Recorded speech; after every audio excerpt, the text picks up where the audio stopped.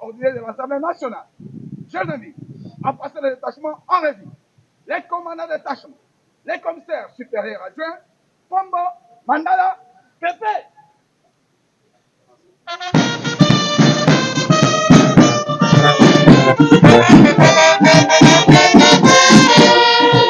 Honorables députés et chers collègues, la saison qui s'achève aujourd'hui met à Paris, sous le signe du courage politique, de l'abnégation et de la détermination des élus qui ont compris que le moment est venu pour construire une cohésion autour des intelligences responsables, de faire un front indivisible face à tout ce qui rend indigne la République démocratique du Congo.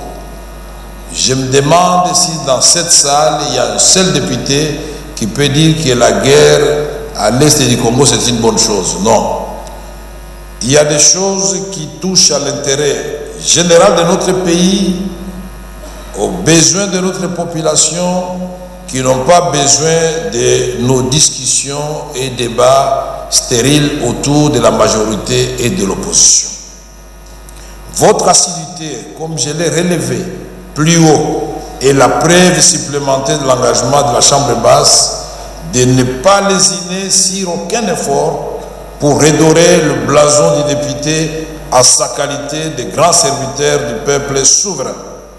Nous sommes ici appelés à aller vers nos électeurs pour obtenir leur adhésion au programme du gouvernement et à leur parler du soutien dont a besoin le gouvernement de leur part pour concrétiser le programme ambitieux qu'il a présenté devant vous.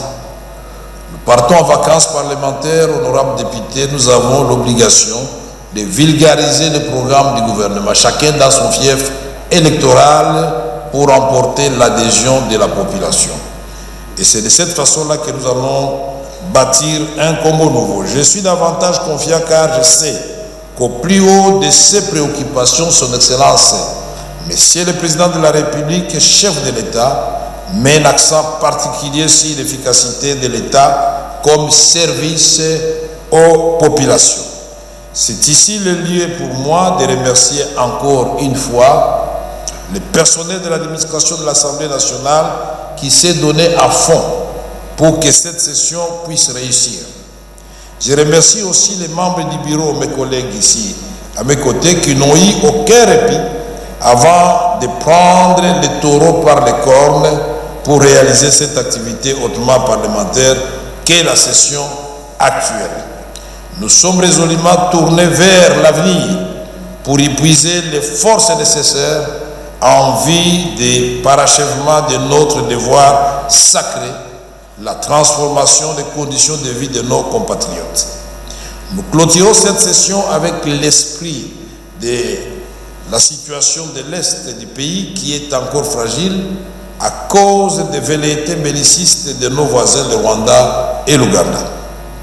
Nous ne perdons pas de vue que la victoire sur l'axe du mal est certaine et que notre peuple fait pleinement confiance au commandant suprême des forces armées pour bouter hors de notre territoire les ennemis de la République. Nous sommes conviés tous à saisir l'importance de la collaboration et de la solidarité entre nous, chers collègues, car nous nous devons d'encourager toute initiative qui ramène la paix à l'est de la République démocratique du Congo. Honorables députés, membres du bureau, honorables députés et chers collègues, maintenant que nous clôturons cette session, vous allez en vacances qui en réalité n'en sont pas une.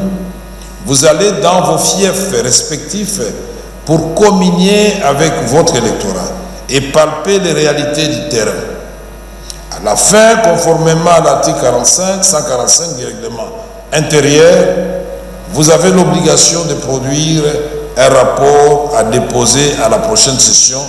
Cela va permettre à notre institution d'avoir la vraie réalité de la base quant aux promesses faites et d'évaluer les niveaux d'exécution du programme du gouvernement. Honorables députés, honorables membres du bureau, honorables députés, chers collègues, nous avons placé la diplomatie parlementaire au cœur des actions de l'Assemblée nationale.